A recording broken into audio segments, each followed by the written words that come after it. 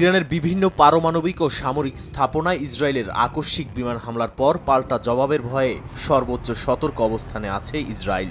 এরই মধ্যে তেল আবিবে ড্রোন হামলা চালিয়েছে ইরানও। শুরুতে ইসরায়েলি হামলায় যুক্তরাষ্ট্রের সম্পৃক্ততা অস্বীকার করেন পররাষ্ট্রমন্ত্রী মার্কো রুবিও। তবে কিছুক্ষণ পরেই হামলার বিষয়ে অবগত ছিলেন বলে জানান মার্কিন প্রেসিডেন্ট ডোনাল্ড ট্রাম্প। সেই সঙ্গে তেল আবিবের প্রতিরক্ষায় পাশে থাকার আশ্বাস দেন তিনি। এমনকি ইরান যদি যুক্তরাষ্ট্রের দিকে নজর দেয় তার ফল ভয়াবহ হবে বলেও হুঁশিয়ারি দেন ট্রাম্প। এরই মধ্যে অনাকাঙ্ক্ষিত পরিস্থিতি মোকাবিলায় নিউ ইয়র্কে থাকা ইহুদি স্থাপনা ও ইসরায়েলি বংশোদ্ভূত বাসিন্দাদের নিরাপত্তা জোরদার করেছে স্থানীয় পুলিশ।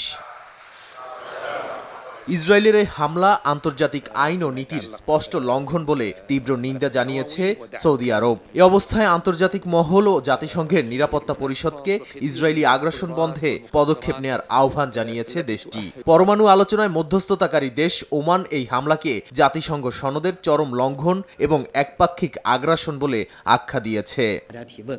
এদিকে ইসরায়েল ও ইরানে থাকা নিজেদের নাগরিকদের সতর্ক অবস্থানে থাকার নির্দেশ দিয়েছে চীন। প্রয়োজন ছাড়া বাইরে যাওয়া বা সামরিক ইউনিট এবং সংবেদনশীল প্রতিষ্ঠানের আশপাশের এলাকা এড়িয়ে চলার নির্দেশনাও দিয়েছে বেইজিং।